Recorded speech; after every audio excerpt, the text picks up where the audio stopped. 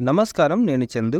శుభోదయం, శుభరాత్రి. మనిషి ఎప్పుడు శుభాన్ని కోరుకుంటాడు. తన దైనందిన జీవితంలో ప్రతి పనిలోనూ శుభం జరగాలని, లాభం కలగాలని ఆశిస్తాడు. ఇది మానవ నైజం. ఉదయం నిద్ర లేవగానే శుభోదయం అంటాడు. రాత్రి పడుకునే ముందు శుభరాత్రి అంటాడు. నిజానికి కాలంలో శుభం, అశుభం అంటూ ఏది ఉండదు. కాలం అనేది కంటికి కనబడని అనుక్షణ పరివర్తన. ఉదయాలు వస్తుంటాయి, పోతుంటాయి.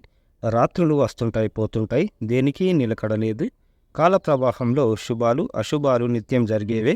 వాటిని ఎవరూ ఆపలేరు. అయినప్పటికీ మనిషి ఎప్పుడు శుభాన్నే కోరాలని సనాతన కాలం నుంచి వినిపిస్తున్న సందేశం. పుట్టుకలు, చావులు అనేవి సృష్టి ధర్మాలు. వాటిని స్తంభింపజేయడం ఎవరి తరమూ కాదు. లోకంలో పుట్టిన ప్రాణులన్నీ మరణం లేకుండా అలాగే శాశ్వతంగా ఉంటే సృష్టి ధర్మానికి విరుద్ధం అవుతుంది, కానీ అనుకూలం కాదు. పుట్టడమే తప్ప చావులు లేకుంటే ఈ భూగోళంపై నిలవడానికి కూడా చోటు దొరకదు.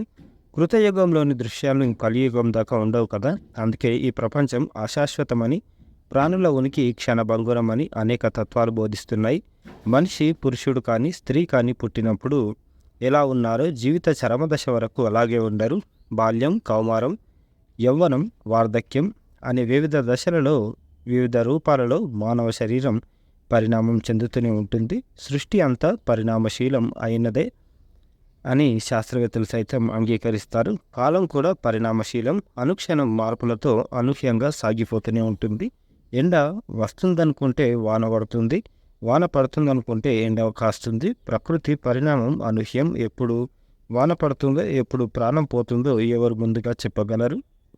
మనిషి ఆశాజీవి. తన కళ్ళెదుట విషమ పరిస్థితులు కనబడుతున్నా అవన్నీ శాశ్వతంగా ఉండవని, మళ్ళీ మంచి రోజులు వస్తాయని ఆశిస్తుంటాడు. ఆ ఆశ ఒక్కటే మనిషిని బతికిస్తుంది.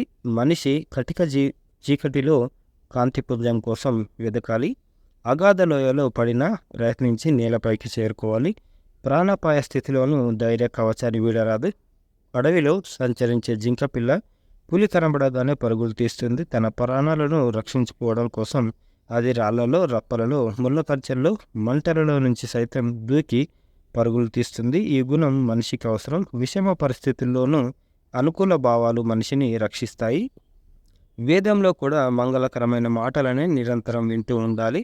మంగళకరమైన దృశ్యాలని చూడాలి. స్థిర సంకల్పంతో మంచినే కోరుకోవాలి అని చెప్పే మంత్రాలు వినిపిస్తాయి. సీతాన్వేషణకై లంకా నగరానికి వెళ్ళిన మారుతి అక్కడ ఎంత వెతికినా సీత జాడ కనబడకపోగా ఒక క్షణం నిరాశకు లోనవుతాడు. సీతాదేవి జాడను తెలుసుకోకుండా తిరిగి వెళ్ళి రామచంద్రునికి తన ముఖం ఎలా చూపాలని ఆవేదన చెందుతాడు. ఇక తనకు ఆత్మహత్య ఒక్కటే శరణ్యమని భావిస్తాడు. కొంతసేపటికి తానే తేరుకొని నేను మరణిస్తే రామునికి ఎన్నో ఆపదలు సంభవిస్తాయి. బలవన్మరణం ఎన్నో దోషాలకు నిలువు.